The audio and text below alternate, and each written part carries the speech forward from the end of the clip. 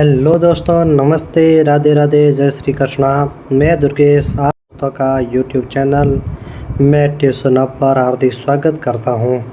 Unit number 13 आज नई unit पढ़ रहे हैं और यूनिट नंबर 13 के अंदर हम पढ़ रहे हैं वैन आरेख।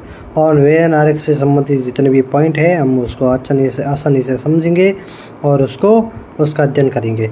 तो आप आसानी से समझोगे और क्वेश्चन टॉपिक होता क्या है, टॉपिक कैसा है कैसा नहीं है, उसका मैं आपको जानकारी इसका मैं विस्तार से दूंगा। तो आप सभी बच्चों जुड़े रहिए और आप साथ में देखते रहिए मैं ट्यूशन अब। तो सबसे पहले तो मैं ये देखूं कि ये वैन आरेख होता क्या है। अब पिछली क्लास में हमने पढ़ा था तार्किक वैन आरेख। क्या पढ़ा था? तार्किक वैन आरेख मतलब वहाँ पर हमें लॉजिक लगाना था। और एक यूनिट ये है, इसमें लिखा है केवल वैन आरेख। इसका मतलब इसके अंदर कोई लॉजिक नहीं लगाना है। दोनों यूनिटों के अंदर मेन फ़र्क यही है। क्या फ़र्क है? इसके अंदर हमें लॉजिक लगाना था। क्या लगाना था? इसके अंदर हमें लॉजिक लगाना था और इसके अंदर लॉजिक नहीं लगाना। क्या हमारा दिमाग नहीं लगाना है और लॉजिक नहीं लगाना है। और यहाँ पर लॉजिक क्या है? लगाना है। मतलब हमें ये सोचना था वहाँ पर। यहाँ पर तो सोच थी हमारी। क्या हमें सोचना था कि ये तार्किक वैन आरेख जो भी ये वैन डायग्राम बनते हैं वो किसके अंदर जाएंगे। क्या इनका और भी कोई पॉसिबल संभावना या कोई और रूप बढ़ सकता है या नहीं बढ़ सकता है। लेकिन वैन आरेख में हमें सीधा देखना है। क्या देखना है? वैन आरेख है, इसके अंदर हमें केवल और केवल ये देखना है कि टॉपिक क्या है और इसका डायग्राम कैसा दिया हुआ है। DIAGRAM हमें डायग्राम कैसा बना हुआ है, तो ये हमें ओनली देखना है कैसा बना है। डायग्राम कैसा बना हुआ है हमें देखना है। और डायग्राम को ध्यानपूर्वक देखते हुए समझना है। हमें इन डायग्राम के अंदर अलग अलग प्रकार की आकृति दी जाएगी। क्या दी जाएगी? अलग अलग प्रकार की आकृतियाँ दी जाएगी। जैसे हमें कोई भी आकृति दे दी, हमें अलग अलग आकृति देगी। वर्ग है, आयत हो गई, कोई त्रिभुज हो गया, ठीक है ना, त्रिभुज हो गया, कोई वर्ग हो गया, कोई वृत्त हो गया, कोई चतुर्भुज हो गया, ठीक है। मेन आकृतियाँ इतनी ही देगा। इससे बाहर लगभग संभावना ऐसी नहीं है कि कोई आकृति नहीं मिलेगी हमें। तो वर्ग है, वृत्त है, आयत है, चतुर्भुज है और त्रिभुज है। कोई चतुर्भुज ऐसे कोई दे दिया, ऐसा नहीं तो चतुर्भुज ये नहीं है। तो चतुर्भुज आपको जैसे आपको ऐसे दे दिया तो इसके अंदर तो आयत बोल सकते हैं, न वर्ग बोल सकते हैं। तो नॉर्मल यदि इसके अंदर से हम यदि ये चीज़ निकालें तो ये भी आप निकाल सकते हो कि चतुर्भुज भी हटा दो। तो आकृतियाँ आपके पास में ये चार मिलेगी। अब इन चारों आकृतियों का हमें अध्ययन करना है और आपको अच्छी तरीके से समझना है कि इसके अंदर कैसे। जैसे मैं मान लूँ वर्ग है। अब क्वेश्चन में देखा कि वर्ग को आपको आदमी मानना है, तो जो भी वर्ग जहाँ पर भी है उसको ध्यानपूर्वक देखना और उसको आदमी मानना है। कहीं पर लिखिएगा आयत को हमने महिला मानना है। क्या मानना है? आयत को यहाँ पर लिख दिया महिला मानना है। कहीं वो लिख देगा त्रिभुज को बच्चे मानना है। और यहाँ पर कुछ चीज़ें हैं जैसे केवल है। हमें वैन आरेख ध्यान से देखना है। एक शब्द आता है केवल और एक शब्द आता है सभी।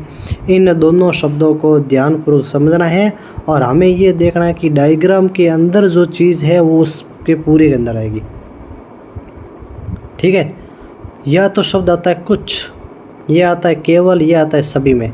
अब कुछ संख्याएं ऐसी होगी जो केवल एक ही डायग्राम में आएगी। कुछ संख्याएं ऐसी होगी जो केवल एक ही डायग्राम के अंदर आएगी, एक ही चित्र के अंदर आएगी या एक ही वैन आरेख के अंदर आएगी। कुछ ऐसी संख्या होगी जो दो के अंदर आएगी, दो के बीच कॉमन आएगी,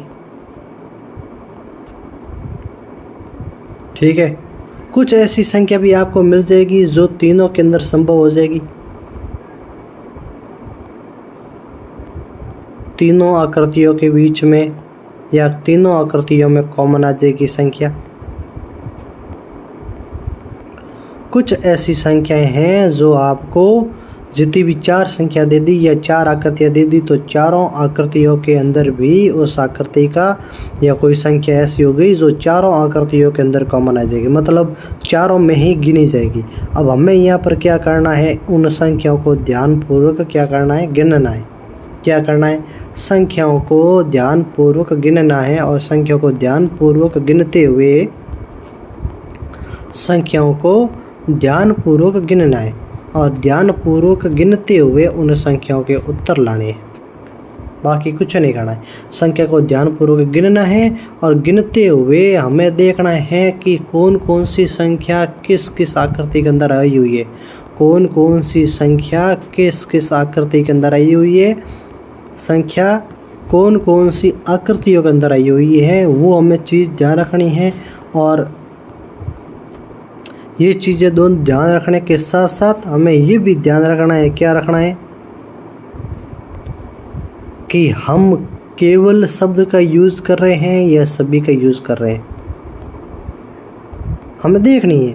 ध्यानपूर्वक देखोगे तो आपको बहुत अच्छी तरीके से समझ आएगा।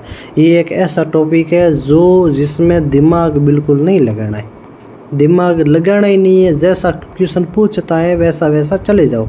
जैसे हम दिशा परीक्षा के अंदर जाते थे, दिमाग नहीं लगाना है। ऐसा टॉपिक है जिसके अंदर दिमाग नहीं लगाना है, केवल हमें आकृतियों को देखना है, केवल हमें आकृतियों को देखना है और आकृतियों को देखते हुए क्वेश्चन का उत्तर निकालना है। और आकृतियों को ध्यानपूर्वक देखना कि कौन सी आकृति के अंदर कौन सा अक्षर किस आकृति के अंदर आ रहा है, ये देखना है। जैसे मैं इसका एक क्वेश्चन उठाऊंगा, जैसे ये पहला क्वेश्चन उठा रहा हूँ। अब इस पहले क्वेश्चन को मैं ध्यानपूर्वक आपको देखना है और सबसे पहले तो समझना है कि ये क्या क्वेश्चन कह रहा है। अब क्वेश्चन को यहाँ से पढ़ूँ तो लिखा है, कौन सी संख्याएं केवल एक ज्यामितिक आकृति के अंदर दिखाई देती है, केवल एक के अंदर दिखनी चाहिए, ऐसी ज़्यादा आकृतियों के अंदर नहीं दिखनी चाहिए। ज्यामिति का मतलब होता है ऐसी ज्यामिति पृष्ठीय संरचनाएं जिसके अंदर 2D आकृतियाँ और 3D आकृतियाँ भी शामिल होती हैं, वो ज्यामिति पृष्ठ होता है। और संख्या है केवल एक ज्यामिति आकृति में, इसका मतलब देखो तो सबसे पहले देखो तो इसके अंदर आकृतियाँ कितनी बनी हुई है, ये ध्यानपूर्वक देखो। तो सबसे पहले तो एक आकृति ये बार वाली बनी हुई है, ये है आपकी वर्ग। एक ये आकृति बनी हुई है, ये बनी हुई वृत्त। और तीसरी आकृति ये बनी हुई है, ये है आपकी आकृति क्या, आयत। और तीनों आकृतियों को मैं ध्यानपूर्वक मैं बनाता हूँ, तो आप ध्यानपूर्वक इसको देखो। तो मैं यदि वर्ग बनाता हूँ तो देखो ये वर्ग है, देख लो ये जितना भी भाग है ये वर्ग है। इसका मतलब इस वर्ग के अंदर जितनी भी संख्याएं आती है वो सब की सब वर्ग है। तो वर्ग के अंदर 6 भी आ रहा है, 2 भी आ रहा है, 8 भी आ रहा है, 3 भी आ रहा है और 4 भी आ रहा है। इसका मतलब ये पांचों संख्या है वो सभी वर्ग के अंदर आ रही है। एक आपके इसके अंदर भाग बना हुआ है वृत्त का, ये दिख रहा है वृत्त का, तो ये वृत्त का भाग बना है। इसका मतलब इस वृत्त के अंदर जो भी संख्या आ रही है वो सभी वृत्त के अंदर कॉमन गिनी जाएगी। और एक तीसरा भाग आ रहा है, किसका आ रहा है, तीसरा भाग आ रहा है आपके किसका, आयत का। तो आयत का ये भाग गिना जाएगा, जो भी ये आयत का भाग है ये आयत का भाग गिना जाएगा। तो आयत की आकृति के अंदर जितनी भी संख्या हैं वो सभी की सभी किसके अंदर गिनी जाएगी, वो आयत के अंदर गिनी जाएगी। अब यहाँ पर कुछ क्वेश्चन है उसको मैं यहाँ पर पूरा करने की कोशिश कर रहा हूँ। अब यहाँ पर मैं एक चीज़ और कह रहा हूँ, मैं कह रहा हूँ कि केवल वृत्त के अंदर संख्या कौन सी आ रही है, केवल वृत्त के अंदर संख्या कौन सी है, केवल वृत्त के अंदर, केवल वृत्त के अंदर है। तो देख लो ये एक ऊपर वाली एक संख्या है या एक ऊपर वाला भाग है, ये ऊपर वाला एक ऐसा भाग है जो केवल और केवल वृत्त के अंदर आ रही है। ये एक संख्या केवल और केवल वृत्त के अंदर है। यह कह दो मैं सभी संख्याओं को मैं यदि इसको पोस्टमार्टम करूं तो आप इसको वापस जूम करके देखो, तो मैं एक ही संख्या का उदाहरण बता रहा हूं कि ये किसके अंदर आ रही है, कैसे आ रही है, उसको आप ध्यानपूर्वक समझना है और उसको उत्तर देना है।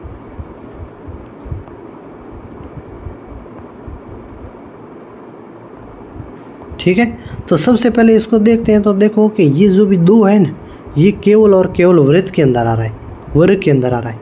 देखो ये पूरी आकृति जो बाहर की दिखाई दे रही है उसके अंदर दो केवल और केवल वर्ग के अंदर आ रहा है। बाकी देखो किसी भी आकृति के अंदर कॉमन ये नहीं दिखाई दे रहा है, दिख रहा है। यदि इसको मिटा के मैं वापस देखूँ तो केवल और केवल मैं वर्ग की बात करूँ तो केवल वर्ग की बात करूँ तो ये वर्ग है। अब वर्ग के अंदर ऐसी कोई संख्या है जो केवल वर्ग के अंदर है, वो आपकी संख्या हो जाएगी 2। ये 2 है, ये केवल और केवल वर्ग के अंदर है, दिख रहा है। बाकी ये 6 है, तो ये 6 कहाँ किसको घेरी हुई है? ये 6 देखो एक तो वर्ग को भी घेरी हुई है, दिख रही है। एक देखो ऊपर इसके अंदर वृत्त भी आ रहा है, तो 6 है वो वर्ग और वृत्त दोनों के अंदर ही है। देखो लेकिन आयत के अंदर नहीं है, क्योंकि आयत नीचे से जा रही है करते हैं, 6 ऊपर है। ये 1 है, ये 1 ये केवल और केवल किसके अंदर आ रहा है? इस वृत्त के अंदर आ रहा है। तो 1 है केवल और केवल वृत्त के अंदर आ रहा है, 2 है वो केवल और केवल वर्ग के अंदर आ रहा है, और ये जो भी 9 है ये केवल और केवल आयत के अंदर आ रहा है। ये तीनों ऐसी संख्या है जो केवल और केवल एक आकृति के अंदर आ रही है, बाकी 2 में देखो। और जैसे मैं इसको और बात करूं, जैसे मैं 6 की बात करूं तो ये 6 है, ये 6 किसके अंदर आ रही है? तो देखो 6 एक तो आपके वर्ग घेरा रखा है और एक इसके अंदर आपको वृत्त भी घेर रखा है, इसको ऐसे घेरा है, और यहाँ पर बीच में यहाँ पर 6 लिखा है। इसका मतलब ये जो भी 6 है ये वृत्त के अंदर भी आ रहा है और वर्ग के अंदर भी आ रहा है, ठीक है। 1 केवल वृत्त के अंदर है, 2 केवल वर्ग के अंदर है, 9 केवल आयत के अंदर है। 1 2 9 ऑप्शन तो अपना ये है, और वो क्वेश्चन आया कहाँ से वो बाद की बात देखेंगे, ठीक है। पहले तो इसको निपटाओ, ठीक है। फिर देखो आप जैसे 3 की बात मैं करूँ तो 3 देखो केवल और केवल किसके अंदर आया हुआ है? देखो 3 है तो ये वर्ग वाला, ये वृत्त वाली आकृति के अंदर तो शामिल नहीं है, लेकिन ये देखो आयत के अंदर भी है और वर्ग के अंदर भी है। तो आयत और 3 है वो आयत और वर्ग दोनों के अंदर भी है, आयत और वर्ग दोनों के अंदर है। बात है समझ में? 6 है ये वर्ग और वृत्त दोनों के अंदर ही है। 1 2 9 हो गया, फिर 3 हो गया, फिर 8 देखता हूँ तो 8 सभी के अंदर है। 8 क्या है? 8 सभी के अंदर है, आयत के अंदर भी है, वर्ग के अंदर भी है और वृत्त के अंदर भी शामिल है। 9 हो गया। ये 4 देखता हूँ तो 4 जैसे 6 है वैसे वैसे 4 इधर है, और ये 7 है तो ये 7 वर्ग के अंदर नहीं है, क्योंकि वर्ग को आपको देख तो यदि वर्ग को दिखाई देता है तो आपको ऐसे ध्यान रखना है कि ये 7 कहाँ आ रहा है, कौन कौन सी आकृति के मध्य आ रहा है। तो देखो 7 है, एक तो देखो इस वृत्त के अंदर भी आ रहा है, वृत्त के अंदर भी आ रहा है, और एक देखो इस आयत के अंदर भी आ रहा है। लेकिन इस 7 के अंदर 7 इस वर्ग के अंदर नहीं आ रहा है, क्योंकि वर्ग देखो बाहर से जा रहा है। तो 7 किसके अंदर है? 7 वर्ग वृत्त और आयत के साथ में आ रहा है। अब दो वाली जितने भी हैं वो आपको ध्यान रखनी है, सिंगल सिंगल ध्यान रखनी है, और सभी के अंदर आ रही है वो ध्यान रखनी है। अब यहाँ पर क्वेश्चन हमें क्या पूछ रहा है? यहाँ पर क्वेश्चन पूछ रहा है कौन सी संख्याएं केवल और केवल एक ज्यामितीय पृष्ठ के अंदर आ रही है, केवल और केवल एक आकृति के अंदर आ रही है। तो ये केवल एक आकृति के अंदर ये है, केवल एक आकृति के अंदर जो भी संख्याएं या जो भी अपने नाम आ रही है, संख्या आ रही है वो ये। तो केवल एक के अंदर देखो तो एक तो 9 है जो केवल आयत के अंदर आ रहा है, इधर 2 है ये केवल वर्ग के अंदर आ रहा है, और ये ऊपर 1 लिखा है ये केवल और केवल वृत्त के अंदर है। क्योंकि देखो एक वृत्त ऐसा बना है और इसके ऊपर यहाँ से ऐसे वर्ग बना हुआ है, और इसके नीचे से आयत यहाँ से गया हुआ है, और उनकी मध्य होगा ये देखो बाहर गया है। एक ये लिखा हुआ है यहाँ पर, इस भाग पर लिखा है, और ये भाग न तो वर्ग के अंदर आ रहा है न तो आयत के अंदर आ रहा है, तो वहाँ से अपना क्वेश्चन सही होगा, ठीक है। अब क्वेश्चन में ये पूछ क्या रहा है? क्वेश्चन पूछ रहा है केवल एक ज्यामितीय आकृति के अंदर दिखाई देती है ऐसी कौन सी संख्या है? तो 1 2 और 9 ये तीनों संख्या ज्यामिति के अंदर आएगी। अब क्वेश्चन यही से पूछता, और क्या पूछता? क्वेश्चन ये पूछता कि 2, ठीक है ना, 2 आकृतियों के अंदर आने वाली संख्याएं बताओ। 2 आकृतियों के अंदर आने वाली संख्याएं बताओ। तो 2 आकृतियों के अंदर कौन कौन सी संख्याएं आती है वो बताओ। तो 2 आकृतियों के अंदर है, तो मैं सबसे पहले तो एक बात करूँ 6 की। किसकी करूँ? देखो 2 आकृति वाली, एक तो 3 आ गई जो आयत और वर्ग के अंदर है, 6 है वो वर्ग और वृत्त के अंदर है, 7 है वो वृत्त और आयत के मध्य, तो 3 और 4 7 संख्या है, 1 2 3 4 5 6 7 8 8 हो गई। तो बच्ची कौन सी 4, तो 4 किसके अंदर आ रही है, 4 हमारी आ रही है वर्ग और वृत्त के अंदर आ रही है। तो 2 2 वाली कौन कौन सी संख्या है, 2 2 वाली मैं संख्या गिनूँ तो मेरी 4 है और 6 है, ये दोनों वर्ग और वृत्त के अंदर आ रही है। फिर जो भी हमारी ये 3 है ये आयत और वर्ग के मध्य आ रही है, 6 है वो वर्ग और वृत्त के साथ में आ रही है, 7 है वो वृत्त और आयत के अंदर आ रही है। ये ऐसी 5 संख्याएं हैं जो कोई भी 2 आकृतियों के अंदर आ रही है, 2 आकृतियों के अंदर गिनी जाएगी, ठीक है। और एक तीसरा पॉइंट ये है कि सभी आकृतियों के अंदर आने वाला पॉइंट, सभी आकृतियों के अंदर आने वाली संख्या, अंदर आने वाली संख्या, हमने दिमाग कोई नहीं लगा, देखना है ध्यानपूर्वक आकृति को देखना है और कौन कौन सी संख्या किसके अंदर आ रही है। तो सभी के अंदर आने वाली संख्या 8 है, क्योंकि 8 को जब भी आप पॉइंट को डिनोट करते हो तो 8 के ऊपर वर्ग भी आ रहा है, आयत भी आ रहा है और वृत्त भी आ रहा है, वर्ग आयत और वृत्त आ रहा है। तो ऐसे क्वेश्चन बनते हैं। कोई ज़रूरी नहीं है कि केवल एक आकृति का पूछा, कोई ज़रूरी नहीं केवल 2 का पूछा, और कोई ज़रूरी नहीं है कि सभी का पूछ रहा है। क्वेश्चन कैसा भी पूछ सकता है, कुछ भी हो सकता है। ऐसा क्वेश्चन पूछ ले कि ऐसा कौन सी संख्या है जो केवल वृत्त और वर्ग के अंदर आती है। केवल वृत्त और वर्ग के अंदर है तो एक संख्या 6 हो जाएगी, एक संख्या 4 हो जाएगी, जो केवल वर्ग और वृत्त के अंदर आ रही है, आयत के अंदर नहीं है। इसका मतलब पहले आयत को हटा लो, जितनी भी आयत की संख्या है उन आयत वाली सभी संख्याओं को हटा लो। तो आयत वाली जितनी भी संख्या उनको यदि मैं हटाता हूँ तो मेरी संख्या पीछे बचती क्या है। तो यदि ऐसा क्वेश्चन पूछा तो मैं यहाँ पर आयत और आयत को हटा देता हूँ, क्योंकि मैंने क्वेश्चन ऐसा पूछा कि एक ऐसी संख्या जो केवल और केवल वर्ग और वृत्त के अंदर आती है तो वो संख्या कौन सी होगी। तो ये मैंने आयत वाला भाग हटाया। बची संख्या कौन सी, बची संख्या मेरी कौन सी बची, मेरी बची संख्या एक तो 4 बची, 1 2 बची, 1 6 बची, 1 बची, ठीक है। अब मेरी मुझे पता है ये 2 है, ये 2 तो केवल एक संख्या है, क्या है 2 है वो केवल एक वर्ग वृत्त के अंदर आती है, सॉरी वर्ग के अंदर आती है। 1 है वो केवल और केवल वृत्त के अंदर आती है, तो ये वृत्त और वर्ग के अंदर आ गई। बच्ची कौन सी 6 और 4, ये किसके अंदर आएगी, ये वर्ग और वृत्त दोनों के अंदर आएगी, आयत शामिल नहीं है इसके अंदर, ना ऊपर की ओर दिख रहा है ना नीचे की ओर दिख रहा है, तो वहाँ से क्वेश्चन ऐसा आपके आएगा। तो ये क्वेश्चन करने का तरीका होता है और इन क्वेश्चनों को आपको ऐसे ही करना है। तो जितना भी मैंने चीज़ें समझाई हैं उनको आपको ध्यानपूर्वक समझना है और आपको कोशिश ये करनी है कि क्वेश्चन को अच्छी तरीके से समझें और आपको उत्तर आपको मिल जाएगा। तो ये पूछा केवल और केवल एक ज्यामितिक आकृति के अंदर आने वाली संख्या है, तो मैं यहाँ पर बताऊँगा केवल और केवल एक के अंदर 1 2 और 9 ये तीन ही आएगी। 1 किसके अंदर आती है, 1 वृत्त के अंदर आती है, 2 वर्ग के अंदर आती है और 9 आयत के अंदर आती है, केवल एक संख्या के अंदर। फिर अगला क्वेश्चन पूछता है, अब क्वेश्चन को ध्यान से पढ़ना है और समझना है। मैं एक एक क्वेश्चन को जूम कर रहा हूँ और एक एक क्वेश्चन को जूम करने के बाद में ओनली उस क्वेश्चन को ही फोकस कर रहा हूँ और उस क्वेश्चन को ही समझने की कोशिश करेंगे। अब ये उद्यान का चित्र है। उद्यान के निम्न चित्र में वर्ग उस क्षेत्र को दर्शाता है जहाँ कटहल के पेड़ लगाए गए हैं। वर्ग, कहीं पर भी वर्ग दिख रहा है, इसका मतलब उस वर्ग को क्या हमें समझना है, कटहल के पेड़ समझना है। बात आई समझ में। इसको और जूम किया जाए तो देखते हैं,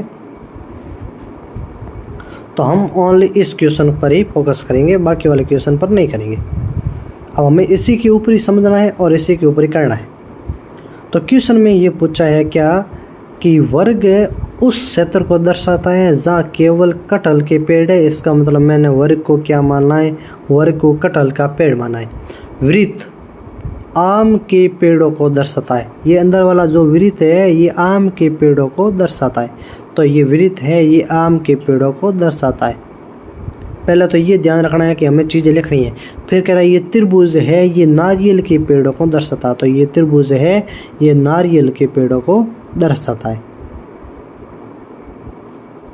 अब मैं यहाँ पर क्वेश्चन पूछूं, अब ये पूछो उस साजिश क्षेत्र को कौन सी संख्या दर्शाती है जिसमें सभी प्रकार के पेड़ लगे गए।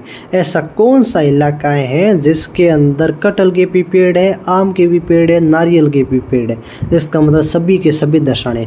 तो मैं यहाँ पर केवल और केवल की बात करता हूँ, तो मैं यहाँ पर केवल की बात करूँ, जैसे मैं कह दूँ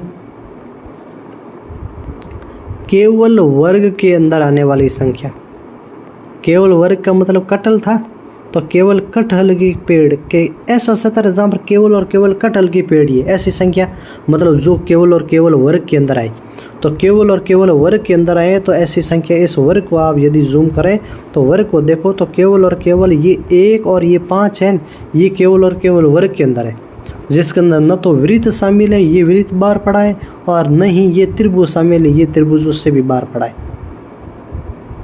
तो ये ओनली ये जो भी वर्ग है, इस वर्ग के अंदर हमें संख्या केवल और केवल वर्ग के अंदर है। तो केवल और केवल वर्ग के अंदर 1 और 5 है जो केवल वर्ग के अंदर है।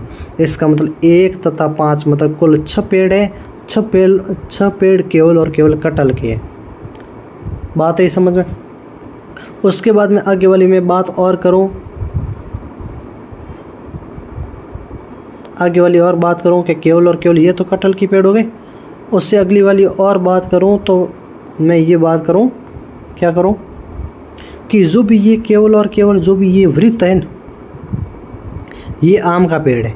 अब आम के पेड़ के अंदर देखो कुछ भाग ऐसा है जो आपका त्रिभुज भी दर्शाता है। इसका मतलब इस भाग के अंदर ये भाग नीचे वाला ये भाग तो त्रिभुज से हो गया इतना भाग, क्योंकि इसके अंदर देखो ऊपर से त्रिभुज गुजर रहा है। इसका 7 और 3 10 पेड़ हैं जो आपके आम और अपने नारियल के साथ में लगे गए इतना भाग। ये 2 भाग है, ये आपके ऊपर वाला भाग है, ये ऊपर वाला भाग है, ये आपके किससे दर्शा दिया, ये आपके कटहल के पेड़ से इतना भाग दर्शा दिया। बच्चा क्या, बच्ची संख्या 8 है। ये केवल और केवल क्या है, 8 है। ये केवल और केवल आम है। बात आई समझ में। इसका मतलब मैं ये कह दूं क्या कि केवल और केवल कटहल के पेड़ कितने हैं, तो केवल कटहल के पेड़ हो गए अपने 6, केवल कटहल के पेड़ हो गए 6, केवल आम हो गए हमारे पास में 8, और केवल नारियल हो गए हमारे पास में कितने हो गए, केवल नारियल यदि देखते हो तो देखो नारियल, इसका 9 और 6 15 पेड़ हैं जो केवल और केवल नारियल के लगाए गए हैं। ये तो होगी केवल की बात। उसके बाद में यदि बात मैं और किसकी करूं और डबल पेड़ों की बात करूं तो मैं यहाँ से ये चीज़ें आपको बताऊं क्या कि ये हमारी जो भी भाग है उसको आप यदि और अच्छी तरीके से समझें तो मैं ये देखना चाहता हूं और ये मैं बताना चाहता हूं कि दो के अंदर कि आम और कटहल इन दोनों के अंदर कौन सी संख्या आ रही है, जो आम के अंदर भी है और कटहल के पेड़ के अंदर भी है। तो आम और कटहल के पेड़ के अंदर ये 2 भाग है, ये आम और कटहल दोनों के देखो बीच में आ रहा है, मतलब त्रिभुज आना नहीं चाहिए। आम और कटहल की बात करें, किसकी बात करूं, आम तथा कटहल की मैं बात करूं, इसका मतलब जिसके अंदर नारियल नहीं आना चाहिए। इसका मतलब नारियल वाला जितना भी भाग है उसको मुझे क्या करना है, साइड में कर दूं। तो ये जितना भी भाग है इसको मैं यदि साइड में करूं तो देखो ये नारियल वाला भाग मैंने साइड में किया, इसका मतलब इसको मुझे नहीं लेना है, इसको मुझे नहीं लेना है। और पीछे संख्या कौन सी बची, कारण नहीं आनी चाहिए कि संख्या कौन सी बची। तो पीछे देखो तो देखो 1 और 5 ये तो केवल और केवल किसके हो गए, कटहल के हो गए। 1 और 5 ये किसके हो गए, कटहल के हो गए केवल। तो 1 और 5 ये तो केवल कटहल के। 8 है केवल आम का है, बच्ची कौन सी संख्या 2। तो आम और कटहल दोनों के अंदर 2 पेड़ है जो आम और कटहल दोनों के मिक्स में है। पीछे उसके बाद में मैं दूसरी बात करूंगा आम और नारियल की। तो आम और नारियल की संख्या कितनी है पेड़ों की, जो यहाँ पर 2। तीसरी बात मैं करूंगा नारियल और कटहल की, मतलब जिसका नाम ले रहा हूँ तो इसका मतलब उसके अंदर तीसरा भाग नहीं आना चाहिए। अब आम और नारियल की बात कर रहा हूँ तो मेरे पास में यहाँ पर क्या आना चाहिए, आम और नारियल की बात कर रहा हूँ तो वहाँ पर हमारा कटहल का भाग नहीं आना चाहिए। तो कटहल का भाग नहीं आना चाहिए तो मैं क्या करूँ, जो भी ये कटहल का भाग है जितना भी उसको मैं हटाता हूँ। तो कटल का भाग जितना भी हटाऊँ तो बाकी जितनी भी संख्या है उसको क्या करो, आप अच्छी तरीके से समझने की कोशिश करो। तो समझने की कोशिश करोगे तो यहाँ से ये पता चल रहा है, क्या चल रहा है कि 9 और 6 ये 15 पेड़ है, ये तो केवल नारियल के बच गए। 8 है ये केवल आम के, बाकी बच्चा कौन सा भाग, ये बच्चा 7 भाग। इसका मतलब 7 ऐसे पेड़ हैं जो अब मैंने गुलाबी कलर से आपको ढका है। तो ये ऐसा 7 भाग है जो या कि जो 7 पेड़ हैं जो आम और नारियल दोनों के मिक्स में। तो आम और नारियल के पेड़ कितने हो गए, 7 हो गए। बाकी मैं तीसरी बात करूँगा नारियल और कटहल की। नारियल कटहल की बात करूँ तो वहाँ पर आम को मुझे नहीं लेना है, ठीक है। तो आम को नहीं लेना, तो मैं यदि आम को नहीं लेना तो मैं आम वाला भाग में हटा दूँ। क्या करूँ, आम वाला भाग में ढकूँ। तो आम वाला भाग मैंने इतना ढक दिया है। अब बाकी जितनी भी संख्या है उसको अच्छी तरीके से समझो। तो आम और नारियल और कटहल के दोनों के बीच में आनी चाहिए। तो मैं यदि बाकी वाली बात करूँ तो ये 1 और ये 5 है। इसका मतलब जो भी ये टोटल 6 संख्या है, ये 6 संख्या तो आपकी किस में जाएगी, कटहल में, केवल कटहल में। ये 9 और 6 15 संख्या है, ये केवल किस में जाएगी, नारियल में। बाकी बची कौन सी, 4। ऐसे 4 पेड़ हैं जो नारियल और कटहल दोनों के अंदर ही शामिल होते हैं। बात है समझ में। अब तीसरी बात आती है सभी के अंदर। तीसरी बात क्या आ रही है, सभी के अंदर। अब क्वेश्चन में क्या पूछा है, क्वेश्चन को यदि आप वापस देखते हो तो ये लिखा हुआ है क्वेश्चन के अंदर, ऐसा कौन सा साझा क्षेत्र है जहाँ पर कौन सी संख्या दर्शाती है जिसमें सभी प्रकार के पेड़ लगाए गए हैं। अब देखो ऑप्शन के अंदर 4 आ रहा है, 4 हमारा नारियल और कटहल दोनों का है, नहीं हो सकता। 7 आ रहा है ऑप्शन के अंदर, 7 हमारा आम और नारियल दोनों का है, ये नहीं हो सकता। 8 आ रहा है, ये 8 केवल आम का है, इसलिए ये भी नहीं हो सकता। बच्चा कौन सा, बच्चा हमारा ऑप्शन नंबर बी। तो ऑप्शन नंबर बी तो पक्का पक्का सही है। इसका संख्या 3 आनी चाहिए। और 3 संख्या गायब कहाँ हुई है, 3 संख्या ऐसी पड़ी है। अब उसको मैं बताऊँ कि 3 संख्या आई कहाँ से, कैसे आई। तो 3 संख्या हमारी कैसे आई, तो उसको आप ध्यान से पढ़ो। तो देखो इधर ऐसा क्षेत्र जो तीनों के अंदर शामिल है। तो ऐसा क्षेत्र जो तीनों के अंदर शामिल है, तो मैं ये क्षेत्र को बताऊं तो ये देखो त्रिभुज के अंदर भी ये भाग आ रहा है, कौन सा, ये भाग इतना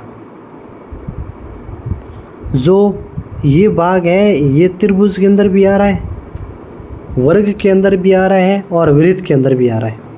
तो त्रिभुज के अंदर भी आ रहा है और देखो इस वर्ग के अंदर भी आ रहा है और हमारे इस वृत्त के अंदर भी आ रहा है, वर्ग के अंदर भी आ रहा है और इस वृत्त के अंदर भी आ रहा है और इस त्रिभुज के अंदर भी आ रहा है। ये तीनों के अंदर आ रहा है, इसलिए ये जो भी मैंने ब्लैक भाग किया है ये हमारा उत्तर है जो तीनों क्षेत्र के अंदर आ रहा है। और तीनों क्षेत्र के अंदर आया तो मैं यहाँ से ये चीज़ समझने की कोशिश करूँ, आपको ये बताऊँ कि तीनों के अंदर आ रहा है। इसका मतलब ऐसा कोई भी कॉमन भाग जो सभी के अंदर कॉमन आए तो वो भाग हमारा क्या कहलाएगा, वो हमारा उत्तर हो जाएगा। तो यहाँ पर पूछा है केवल वर्ग वाली संख्या है वो केवल कटहल की होती है। तो यहाँ से जो चीज़ें काम की नहीं वो मैं हटा रहा हूँ और आपको अच्छी तरीके से समझना है कि ऑप्शन काटे कैसे। तो यहाँ पर मेरा उत्तर क्या होने वाला, मेरा उत्तर होने वाला ऑप्शन नंबर बी। क्या होने वाला, ऑप्शन नंबर बी हमारा उत्तर हो जाएगा। और ऑप्शन नंबर बी कैसे आपको मैंने फुल डिटेल में समझाया है। बात है समझ में। अब क्वेश्चन को यदि थोड़ी सी मैं भी स्पीड कर रहा हूँ तो भी उसमें कोई प्रॉब्लम होने वाली नहीं है। और अगला वाला क्वेश्चन वापस मैं देखूँ तो अगले वाले क्वेश्चन को आप वापस देखो और इसको करने की कोशिश करो। अब क्वेश्चन में लिखा है निम्नलिखित आकृति मालिक, दलाल और कार्यकर्ता को निरूपित करती है। किसको कर रही है, मालिक, दलाल और कार्यकर्ता को निरूपित करती है। इसका मतलब देखो कुछ गोले हैं, उसको आप ध्यानपूर्वक देखो तो उसके अंदर मालिक भी दिख रहा है, दलाल भी दिख रहा है और कार्यकर्ता भी दिख रहा है। अब हमें क्वेश्चन इतना ही चाहिए। अब ये क्वेश्चन कह रहा है उस क्षेत्र को पहचानिए जो तीनों को निरूपित करती है, अर्थात मालिक, दलाल और कार्यकर्ता तीनों को निरूपित करती है। तीनों को निरूपित करते हैं, इसका मतलब ऐसा भाग बीच वाला एक टी दिख रहा है जो तीनों के अंदर दिख रहा है? ऐसा भाग ये टी है, ये तीनों के अंदर आता है। अब टी भाग है जो अपने मालिक वाले भाग के अंदर भी आ रहा है, देख लो इस मालिक वाले भाग के अंदर भी देखो टी आर है, दलाल वाला ये भाग है देखो इसके अंदर भी ये टी आर है, और ये कार्यकर्ता है देखो इसके अंदर भी टी आर है। इसका मतलब ये टी भाग है, ये तीनों के अंदर आ रहा है। क्वेश्चन पूछा है उस क्षेत्र को पहचानिए जो तीनों को निरूपित करता है, अर्थात मालिक, दलाल और कार्यकर्ता तीनों को दर्शाता है। तो ऐसा भाग बताओ, क्षेत्र पहचानो जो तीनों को निरूपित करे। अब तीनों को निरूपित करता था, मालिक भी होना चाहिए, दलाल भी होना चाहिए और कार्यकर्ता होना चाहिए, तो ऐसा ऑप्शन नंबर हमारा बी हो जाएगा।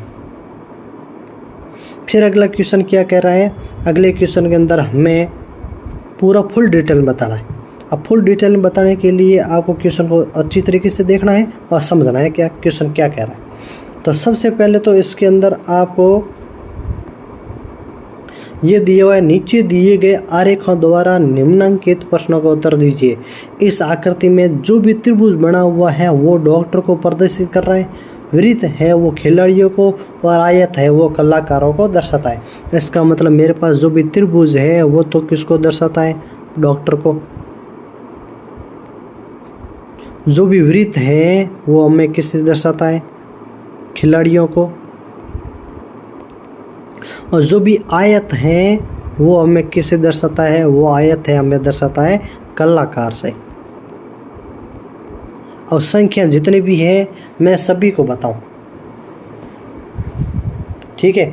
केवल भी बताऊंगा, कौन सा किसके अंदर शामिल नहीं है वो भी मैं अच्छी तरीके से बताऊंगा। तो आपको ध्यान से क्वेश्चन को सुनना है और समझना है, हमें अब देखना है।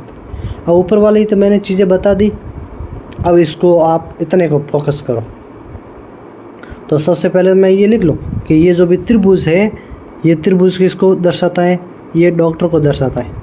ये वृत्त है ऊपर वाला ये क्या दर्शाता है, खिलाड़ी को। और ये जो भी आयत है ये दर्शाता है कलाकार को, ठीक है। अब इसको मैं जूम कर रहा हूँ और इस क्वेश्चन को अच्छी तरीके से आपको ओनली इस डायग्राम को देखना है और डायग्राम को देखते हुए भी हमें क्वेश्चन का आंसर देना है। अब क्वेश्चन में ये क्या कह रहा है, क्वेश्चन को अच्छी तरीके से ध्यानपूर्वक सुनो। पहला क्वेश्चन कह रहा है कि कितने कलाकार खिलाड़ी भी हैं, और कितने कलाकार शब्द क्या आया, कितने कलाकार। इसका मतलब ओनली इस कलाकार पर फोकस रखो। इस कलाकार के बार वाला जितना भी भाग है वो उसको सबको डिलीट कर दो।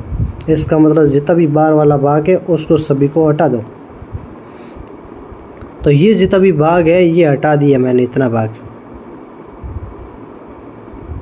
हटा दिया। संख्या मेरे पास बची 30, 22, 3 और 8। इन चारों संख्याओं में से जोड़ना है। कितने कलाकार खिलाड़ी हैं, इसका मतलब खिलाड़ी वाला भाग लेना है।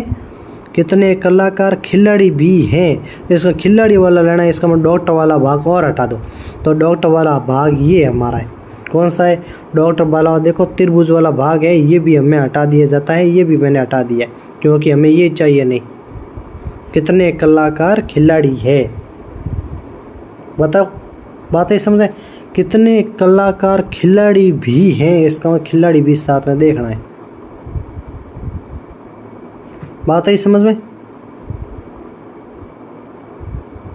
तो हमें यहाँ से देखो तो केवल और केवल मैंने त्रिभुज हटाया है जो अपने खिलाड़ी भी हैं। इसका मतलब खिलाड़ी वाला भाग रखना है, डॉक्टर वाला हटाना है। ये डॉक्टर वाला भाग हटाया, तो हमने जो भी हटाया है तो ये हटाया। इसका मतलब मैं ये देखूं तो आपको ऐसे समझो कि कितने कलाकार। इसका मतलब इस कलाकार को फोकस करो, इस लाइन से बाहर आपकी नज़र नहीं जानी चाहिए।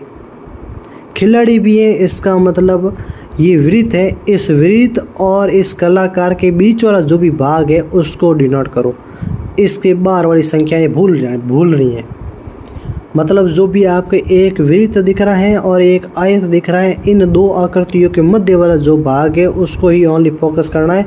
इससे बाहर वाला भाग फोकस नहीं करना है। ये कह रहा है कितने कलाकार खिलाड़ी भी हैं, तो कितने कलाकार, इस कलाकार की लाइन को टच करो और इसको ही ओनली देखो। खिलाड़ी भी है, इसका मतलब इस लाइन को कौन सा भाग खिलाड़ी वाला टच कर रहा है ये भी हमें देखना है। इसका मतलब इसको टच करने वाला जो भी भाग है ये इतना दिख रहा है, 22 और 3 वाला ये भाग है, ये खिलाड़ी और कलाकार दोनों का है। इसका मतलब 22 और 3 टोटल हो गए 25। ये 25 ऐसे कलाकार हैं जो खिलाड़ी भी है, ऐसी संख्या 25 हो गई। ये ऐसे ध्यान रखना है आपको क्वेश्चन का। फिर क्वेश्चन वापस ऐसा पूछ रहा है, क्या पूछ रहा है, ठीक है। फिर वापस आपको क्वेश्चन क्या पूछ रहा है कि कितने कलाकार ऐसे हैं, कितने कलाकार ऐसे हैं। इसका कलाकार तक गए, बाहर वाली चीज़ें भूलनी है। जो न तो खिलाड़ी है, इसका मतलब न तो खिलाड़ी है, खिलाड़ी वाला भाग मैंने हटा दिया, खिलाड़ी वाला केवल खिलाड़ी वाला हटाया। न ही डॉक्टर है, इसका मतलब डॉक्टर वाला भी मैंने हटा दिया। तो बच्ची संख्या क्या ऊपर वाली तो ले ही नहीं सकती, क्योंकि इस सर्कल से बाहर है, सर्कल से बाहर संख्या होगी वो तो मैं ले ही नहीं सकता। तो ये पूछा कितने कलाकार ऐसे हैं, तो ये कितने कलाकार है, इस कलाकार वाले मतलब आयत के अंदर ही देखना, आयत के बाहर वाली संख्या तो देखनी ही नहीं है, ठीक है। आयत के बाहर वाली तो संख्या देखनी नहीं है, तो ये भाग इतना पूछा है। तो कितने कलाकार ऐसे, इसका मतलब हमारी संख्या 30, 22, 3 और 8 के मध्य है। जो न तो खिलाड़ी है, इसका खिलाड़ी वाला भाग ये वृत्त है, इस वृत्त वाले भाग को भी काट दो। तो ये मैंने इतना भाग मैंने और काट दिया है। और न ही डॉक्टर है, इसका मतलब बीच त्रिभुज वाला भाग था जो आयत को अंदर जा रहा था, ये भी मैंने हटा दिया। तो ऐसे कितने बच गए, 30। ऑप्शन नंबर हमारा डी हो जाएगा।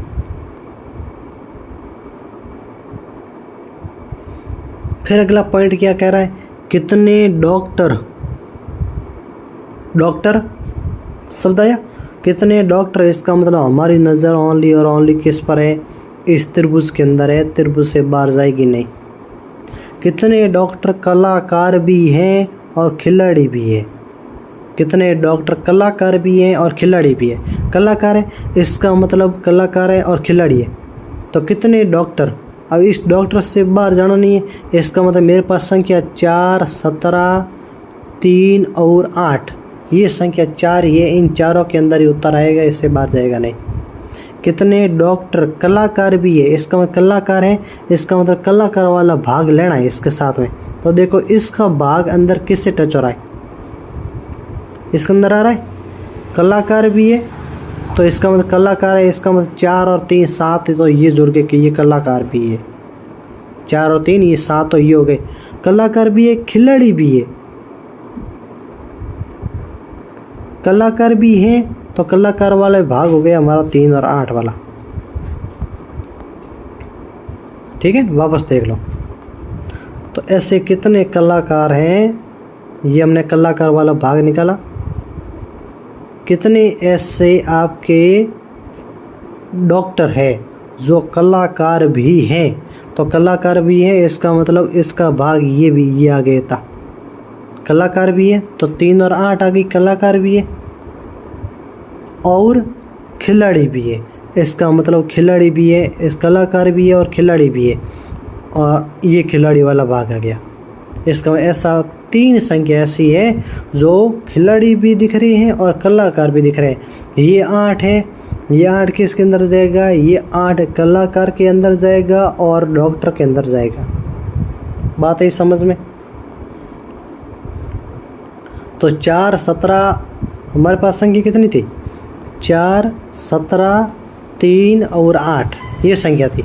अब 4 है, ये 4 किसके अंदर जाएगा, ये 4 जाएगा हमारा किससे घिरा हुआ है, ये चीज़ें देखो कि घिरा हुआ किससे है,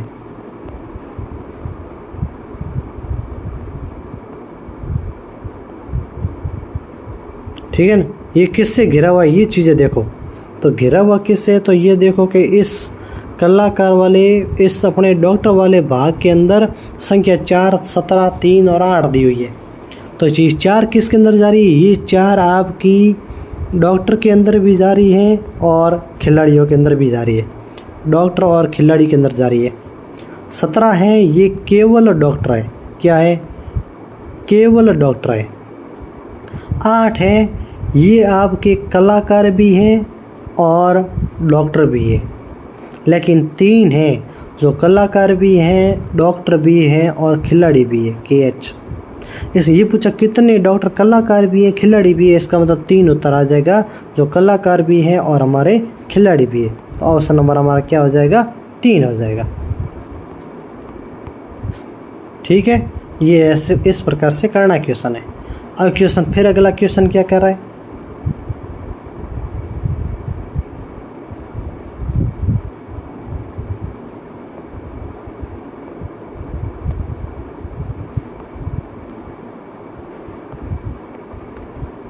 तो ये तो भाग हो गया कलाकार वाला। अब ये क्वेश्चन अगला पूछा कितने डॉक्टर, ये डॉक्टर वाला भाग टिक किया मैंने 4, 17, 3 और 8। इन संख्याओं के बाद ध्यान ही नहीं रखना है। न तो खिलाड़ी है, इसका मतलब खिलाड़ी वाला भाग हटा लो। न तो खिलाड़ी है, इसका खिलाड़ी वाला भाग 4 और 3 ये कट गई, 4 और 3 ये कट गई। और न ही कलाकार है, न ही कलाकार है, इसका मतलब 8 है वो कलाकार के अंदर आता है। ऑप्शन कितना बच गया? 17। अब अगला पॉइंट किसका आ रहा है? अगला पॉइंट आ रहा है खिलाड़ी वाला। कितने खिलाड़ी ऐसे हैं, इसका मतलब हमारी लैंड किसके ऊपर जाएगी? केवल और केवल इन खिलाड़ियों के ऊपर जाएगी कि कितने खिलाड़ी ऐसे हैं।